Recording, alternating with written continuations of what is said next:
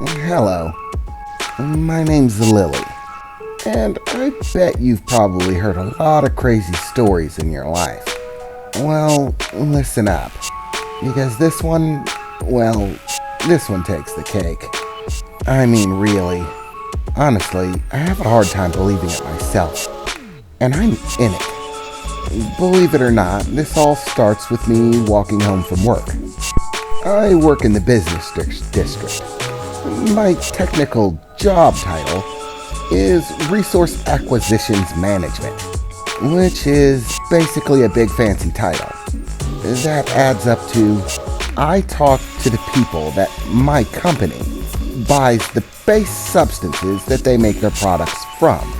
I wheel and deal with those companies in order to get the best pricing, including dealing with shipping costs and things of that nature.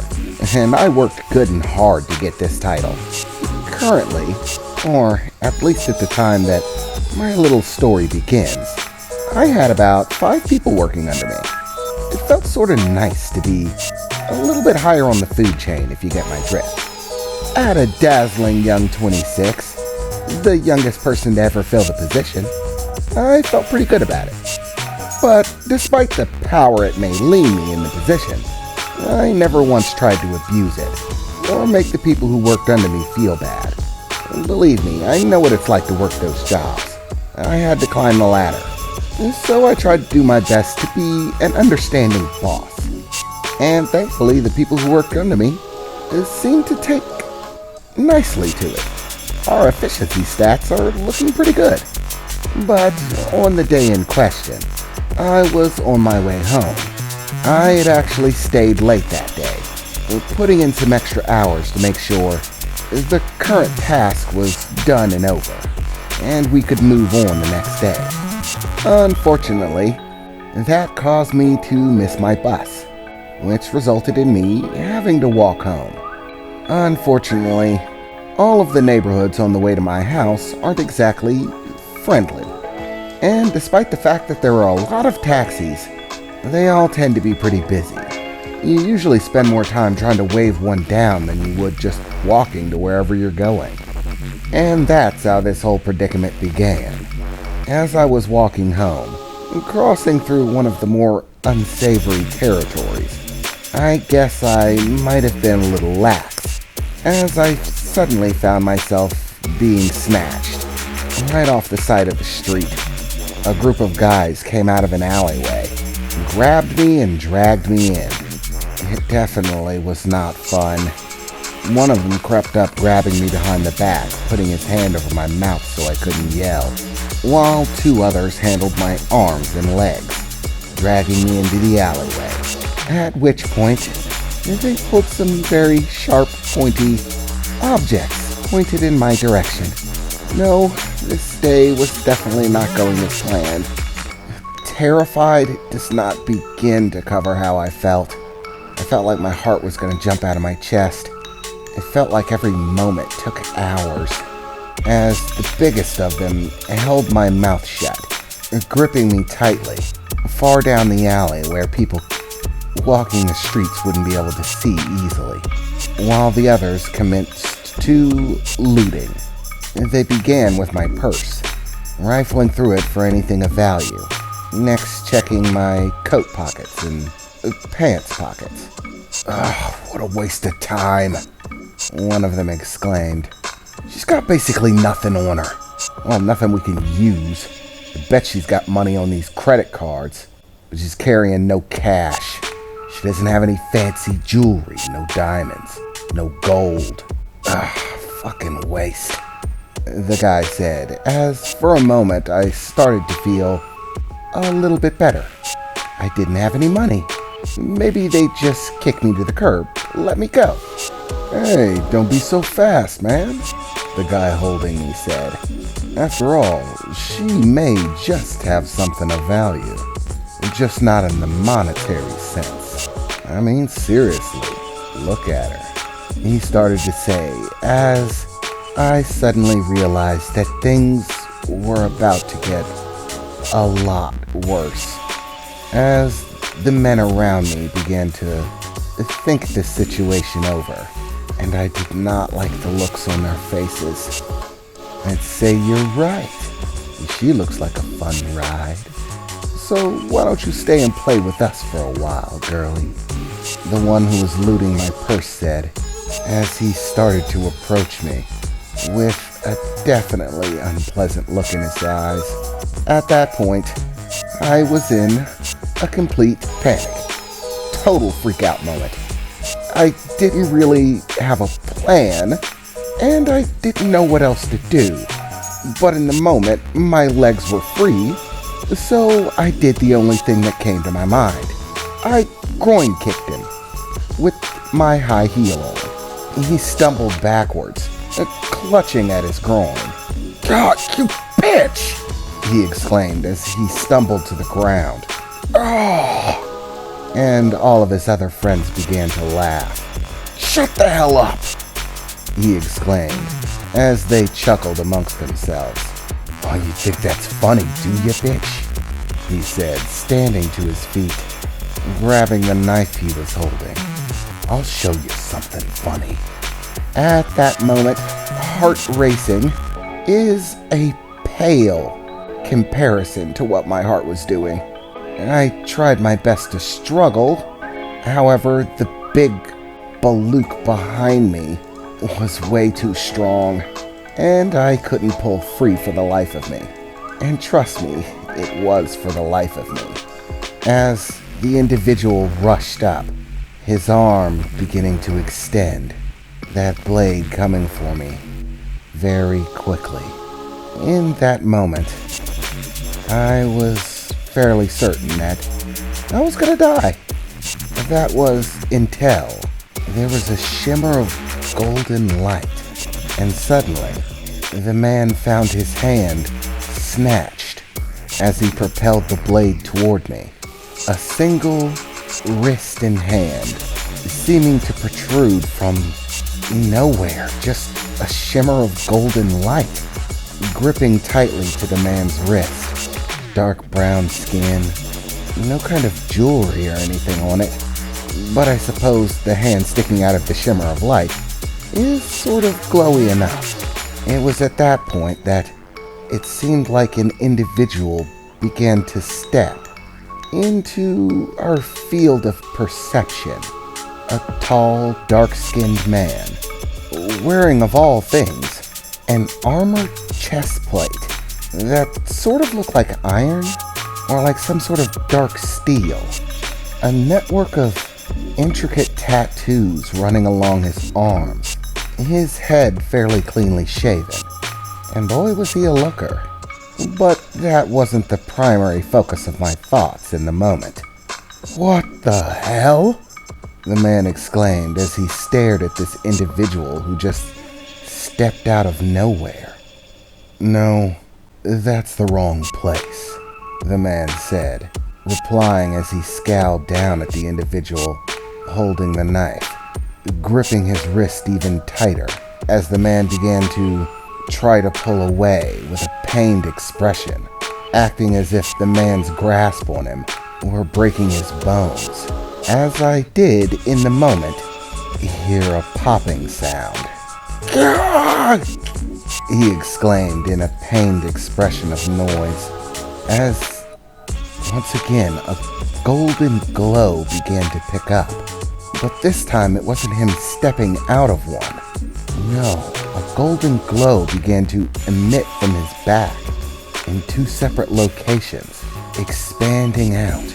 And in only a moment or so, the golden light had expanded out into two wings, unfurling.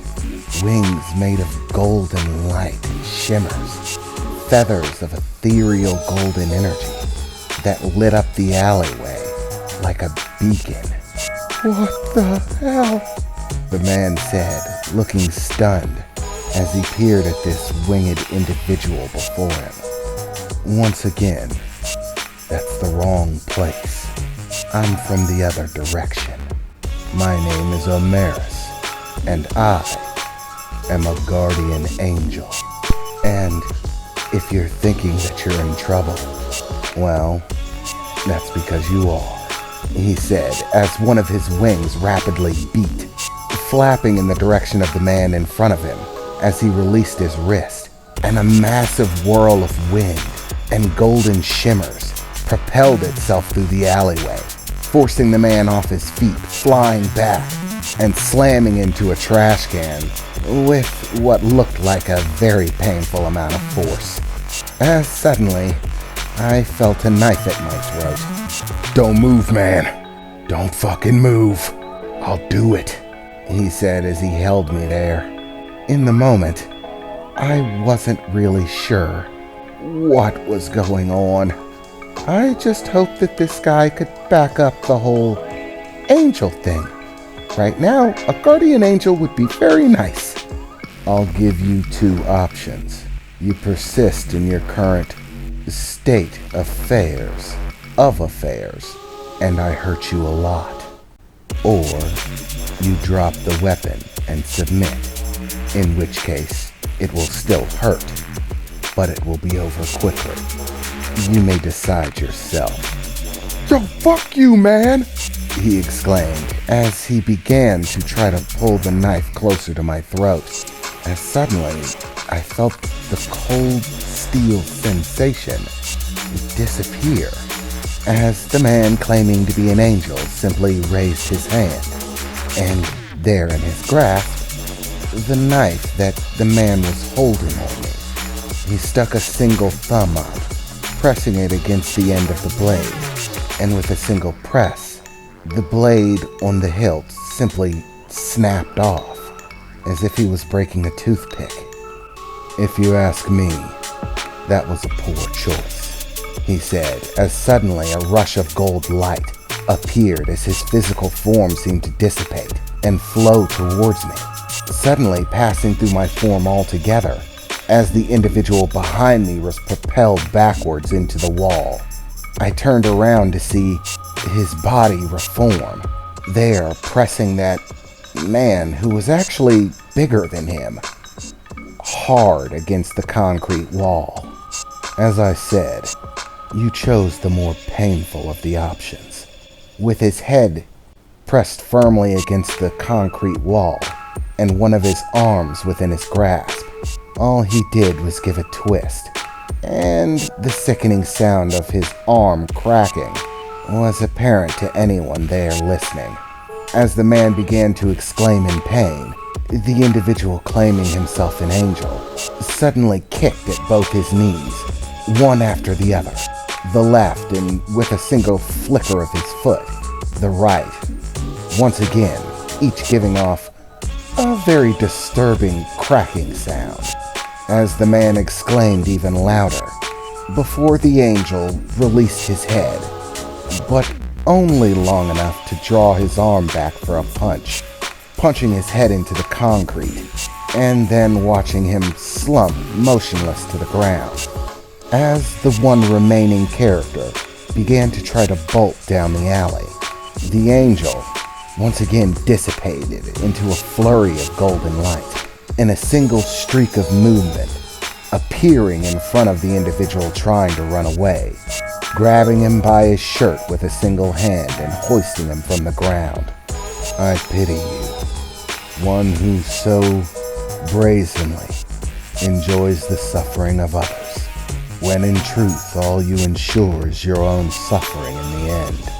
Because I assure you, hell is a real place, and based on your record, it's the only place that'll take you. Consider yourself lucky that it's against the rules to kill humans just because they're bad ones," he said, as with a flick of his wrist he hurled the man against the concrete wall. He gave a thud sound as he impacted hard, falling several feet to the ground, and not moving anymore, as in another flash of golden light, the angel appeared in front of me. I was, too stunned to move. I couldn't take my eyes off him. I mean, seriously, this was not really happening, right? It can't be. "Hello, Lily. It's nice to finally see you in person. Are you all right?" Yeah, I'm okay. Do I know you? Well, it wouldn't make sense if you did. After all, I may be your guardian angel, but that doesn't mean that I get to see you, or that you get to see me. I merely gaze upon you from the fields of heaven, as is my job. It was at that point that another bright emanation of gold began to emerge in the alleyway, beaming out from behind the individual now standing in front of me, as he began to look like he had an upset expression on his face, turning around as a somewhat debonair-looking individual emerged from a bright doorway of gold that disappeared behind him. You didn't. Do you have any idea what you've done, Meritus? Yes, I know what I've done. This is against the rules. I know, Michael. The man claiming his name was Meritus said, as he turned towards him. You know that this will not stand, Meritus. The rules exist for a reason. It is not up to us to decide when humans live or die. Their fates are their own and of their own making. This is the law. And why? Why is that, Michael? The man standing in front of me exclaimed angrily. Why must we always just sit back and watch? No matter how many evil deeds we see, we must always do nothing. Simply watch as the horrors unfold. Yes, Meritus, that is what we must do. I understand that you don't like it. I don't like it either. I understand the feeling all too well of having the position of guardian angel, to see and feel the emotions of another, to watch the days of their life pass, and to eventually see the moment in which they die, to know it's coming, to know you have the power to stop it, and still to do nothing. It is a weight, a burden that all angels must carry. What is the purpose of a guardian angel then? To maintain the balance, Meritus. Wait a second. The moment they're going to die? Are you telling me I was going to die? I exclaimed, trying to peek over the individual's shoulder. And I'm not going to lie, I was fairly nervous about interjecting. Lily, I'm sorry to inform you of this, the man claiming his name was Michael said. But yes, you were supposed to die. That was what was written. That is what was meant to be. Your death in this alley had already been set, the strings tied. Your death unavoidable. That was until Meritus decided to act. And now, he's left me with no choice. He must be punished. Wait a second, I exclaimed as I stepped off from behind him. What do you mean he must be punished? I mean, he's my guardian angel, right? Why does a guardian angel get punished for being a guardian angel? The man claiming his name was Michael said, as he covered his face with one of his hands. Listen, I don't expect you to understand this, Lily. The inner workings of heaven and hell and angels and whatnot. It's all a bit too complex to understand in a simple conversation, but I'll do my best to make it simple. There is a balance. You, mortal beings, humans, and many other races, exist within the mortal realms. We angels may be protectors who watch over the mortal realms, but that does not give us right or privilege to control the fates of those who dwell within them. We are not the only force that exists within creation. The entire universe and everything in it is a constant balancing act, with countless different forces, all playing off one another in order to maintain that balance. Just as we angels have our duties, the things that we are responsible for, and the purposes that we fulfill, so too are there other entities that serve just as important a purpose. For example, the Reapers. I suppose you didn't think about them at all, did you, Meritus? He said, looking over to my savior as he looked down in shame. Think about it, Meritus. What happens if every angel decides to act as you've acted? That they can simply decide to waylay the fates, which are not to be trifled with. I assure you, the fates are not merciful, and the Reapers as well. Each of them is an important component in existence. The fates weave the threads, the Reapers control the threads, and we angels oversee the process to ensure that the balance is maintained. We do not get to decide when mortals live and die. If every angel acted as you, then the universe would come apart at the seams. All of the work that we have done would fall to pieces. It would mean war between the Reapers and the Fates, and the other godly realms would no doubt try to kick in, with us at war, unable to do our duties. The seals that we have placed, that maintain the balance between realms, that keep demons in hell, disappear. Meritus, the dead walk amongst the living. The beings of hell roam free whenever they wish. The destruction would be catastrophic. I know why you did what you did. I understand it. It is not the act itself that I have a problem with, Meritus. It was noble, in and of itself, a good deed. However, there is a larger balance at stake, rules that have been set forth and must be abided by. But, the man said, as he looked down and saw us for a moment, you have always been a good soldier, Meritus, and a good friend. And so, despite this grievance, I will offer you a reprieve, or to remain with the choice that you have made and face punishment. What? What do you mean, Michael? The guy standing beside me said as he looked up at him, both with hope and what looked like a fair amount of concern. I'm not gonna lie, I was fairly concerned myself. It's simple, Meritus. I have the power to undo what you've done. This will be option number 1.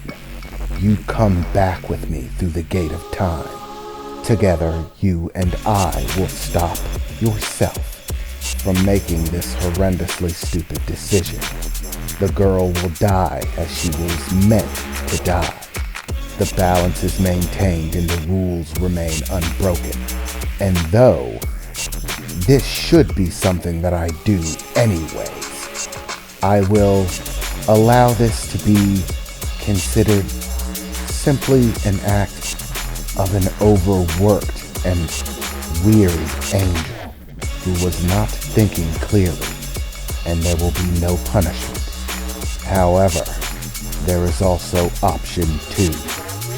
Option 2 is you maintain your decision. Refuse to come with me back through the gate and stop yourself. Allow the decision that you have made to become your permanent one, in which case I will have no choice but to dole out punishment of a most severe nature, Meritus. Tell me, is her life worth it? The guy saying his name was Michael said, staring down my guardian angel, who quite frankly looked very worried, and I was right there with him. This was an entirely new level of messed up. They're deciding my death. And they're angels. It's not like I can really say anything about it. What am I supposed to do? Give them a slap? They're freaking angels. It was at that point that my guardian angel looked up to the one claiming his name was Michael. My decision stands, so long as you will grant me but a single request. And what would that be, Meritus? I know you have the power to change this, but if I stand behind my decision and choose to take whatever punishment that you may dole out to me, then allow the girl to live. I have already saved her. I have already done the deed. If you punish me, the balance will be maintained. A single life will not destroy the universe, and other angels will not follow my suit. If you punish me as you claim you will, all I ask is that you let her live. Just this one person. Please, Michael, he said as he stared at him, seeming to have a fair amount of doubt over whether he'd accept it or not. Personally, I was really hoping he would. But then again, what would that mean for my guardian angel? Would this guy kill him? He kind of seems like his boss.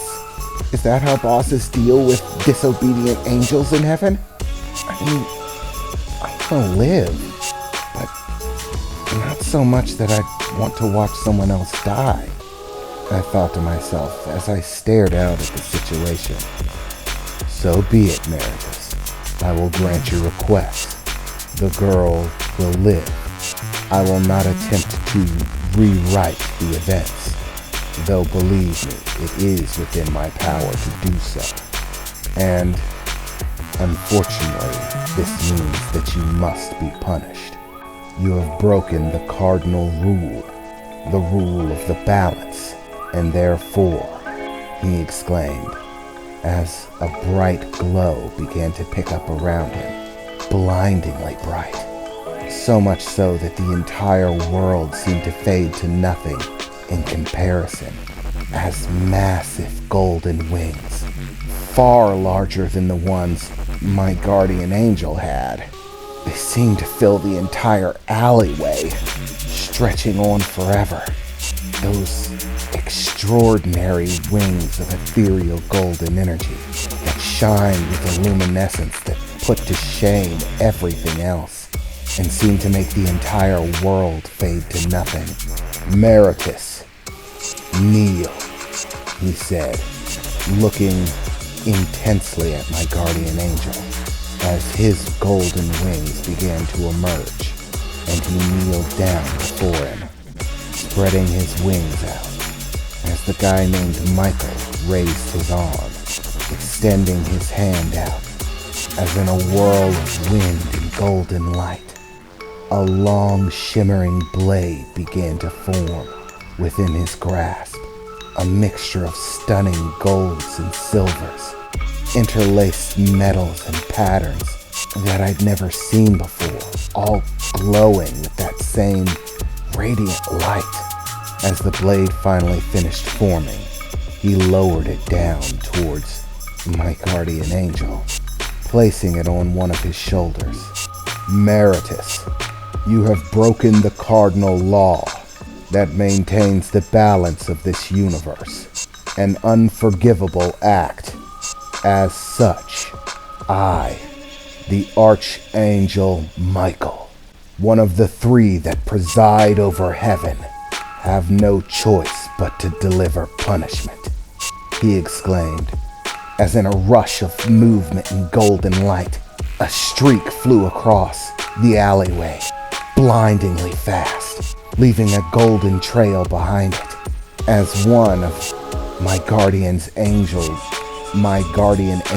wings was slashed from his back, the golden ethereal energy form of the wing being grasped tightly by the angel Michael's other hand, as all of the golden energy began to condense, forming into a single feather, that Michael released as it fluttered back, flowing into one of his massive wings.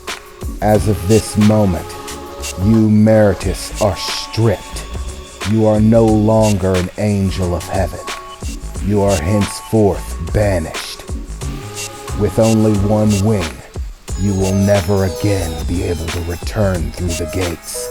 You no longer hold status or sway with any form of angel, regardless of what your previous rank may have been, he said, as my guardian angel seemed to be in a great deal of pain, clutching at his shoulder as what looked like golden sparks flew from it, as he winced in pain, clutching at himself, gritting his teeth tightly as he kneeled there. And in the moment, the angel Michael retracted his wings. His blade dissipated, and he began to turn around as a large circular doorway of golden light seemed to emerge in the alley. "Wait, Michael," Meritus said, as he looked up, still kneeled down, clutching at his shoulder. "What about the other wing? When Lucifer was banished, you took both. Why leave me with one wing?" "Because, Meritus, you may no longer be an angel of heaven, but so long as you are still an angel, and that only requires one wing, then you still maintain your heavenly powers. You are not the same as Lucifer. I will not strip you of them entirely. As part of your punishment, I henceforth command of you, for all the days that remain of your life, no longer being bound by the rules of heaven, you will stand alone, untied to us. You may do what you wish, but if it is truly within your heart to protect the lives of men, to watch over humanity, then use the power that I have left you with to do so. And I here dub you the fallen guardian, angelic protector of man. Let this be your purpose from here forward. And perhaps, just perhaps, we could fight alongside each other once again as allies," Michael said, as he walked forward, passing through the doorway of golden light, as it dissipated to nothing, leaving me sitting there with a one-winged angel. And this is just the beginning of the weirdness. It gets crazier.